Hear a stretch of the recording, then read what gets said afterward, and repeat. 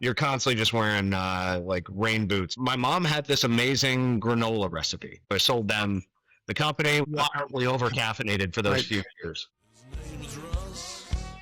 He bought that mic. And now he's got a podcast show. Connecticut guy, born and raised pretty much through all elementary school, middle school, high school, and yeah, graduated from high school there and went to college up in Maine thereafter. Wow. Okay. We couldn't be more different in that way.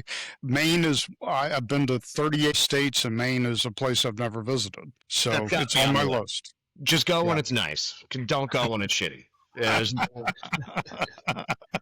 Maine when it's nice is hard to beat. I put it up against pretty much anywhere, but when it's gross, just avoid it like the plague. Yeah, I had a carpenter that worked for me years ago from Maine, and he said we have 3 seasons. We have summer, winter, and mud. That's right. Yeah, that's exactly right. And it's so And- true. It all just turns into this gross black brown slush, and it is, yeah, you're constantly just wearing like rain boots because you ruin everything else. Yeah. Yeah. Yeah, Doug Godomski was his name, Polish carpenter, fantastic carpenter, and he's like, I lived there for 45 years. We have summer, winter, and mud. So Connecticut, and then you went to school in Maine, and then you moved to California? Yeah, because of the mud season. I decided I'd had enough. I'd done my time with cold weather, and my parents, right after they got married, they spent 5 years out in Manhattan Beach in California, like southern Los Angeles area. And Yep. I'd been there before, and I said, you know what, I'm gonna do it. Like, this is the time to go and experiment and explore. I didn't necessarily conform to the standard that a lot of my friends had as far as what the path was to success. A lot of them were like, obviously, being Northeast, you go to New York and you work on Wall Street, you work in finance, or you go to Boston, you work in, finance adjacent real estate stuff. And I don't know. I wanted to do something different and go explore, do something new, knowing that those things would always be there for me if I wanted them. So what was the different path? Well, I didn't know. I knew that I wanted to be focused on geo first, and then I'd figure out what the plan was. And so I moved out. I saved some money up over the summer, working in bars, restaurants.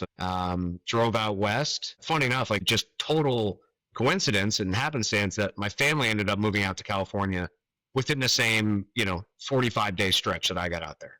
Wow. And so it was nice to have some support system out there, but not planned at all. My dad started working out there doing something, and it lined up nicely that way to roll into a support system out there in California. But it was more geo focused first, and jumped in and just started looking for jobs, opportunities, meeting with everyone and anyone I could. And I got a couple opportunities and job offers. And the first offer I got was for this marketing company. It was very focused on like the entertainment space. And I think the offer amount was $26,500 a year.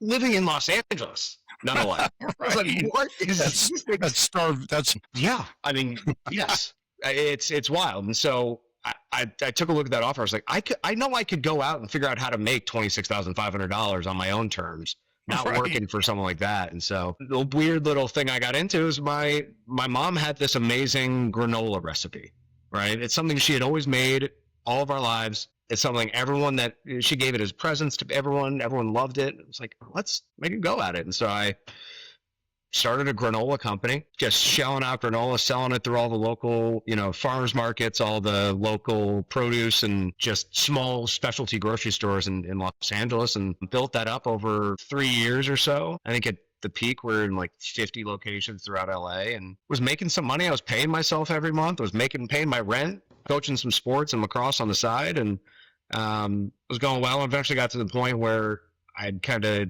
immersed myself to the point where I just taught myself a lot of stuff about just business generally, not having really much support outside of just myself figuring it out.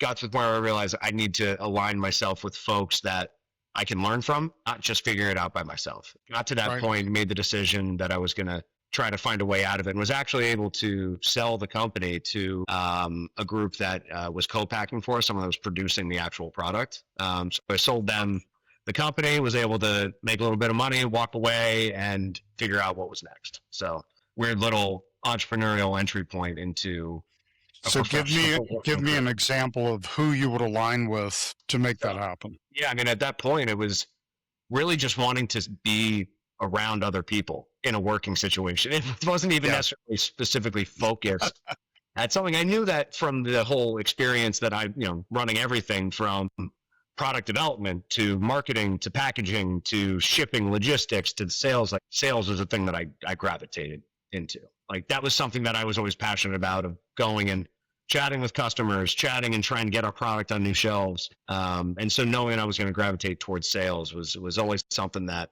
that drove me. But mostly, I just wanted human interaction, not working Yeah. in a 250 square foot office by myself all day. I would do like 3 or 4 trips to Starbucks just to see people. So wildly over caffeinated for those Right. few years. Yeah, I got into tech sales, was doing some ad sales stuff, and that was great to learn a higher, like an elevated product and trying to understand the ins and outs of that, really doing research and understanding the market and selling that, transition from that, and ultimately knew I'd always land in real estate.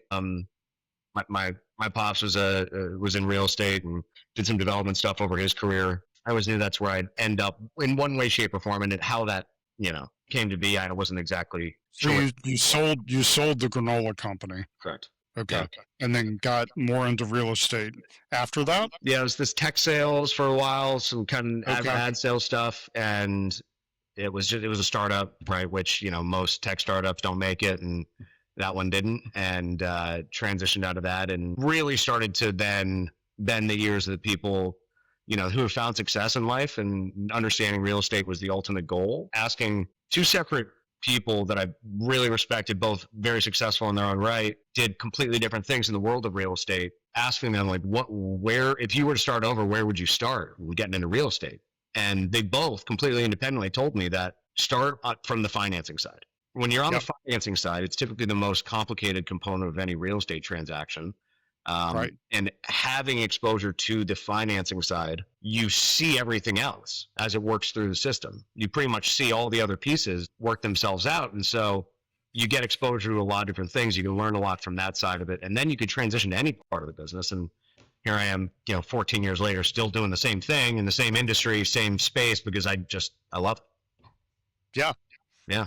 Yeah, that's a gold nugget, Ryan tagged up, to come at it from, if you understand the financial side, the human side becomes pretty simple. And if you don't understand the financial side, the human side doesn't really help you, because the deal's going to break down on the backside. So I love it. Absolutely love it. Granola business into real estate. Yeah. I mean, the road less traveled, right? I mean, That's another deep dive from the Blue Cup Podcast. If you found value in this clip, make sure you hit that subscribe button so you don't miss our weekly highlights on business, lifestyle, freedom, and the lessons of success. To see the full context of this conversation, I've linked the entire episode in the pinned comment below. And if you're ready for the next story, click right here to keep watching. Thanks for tuning in, and we'll see you on the next one.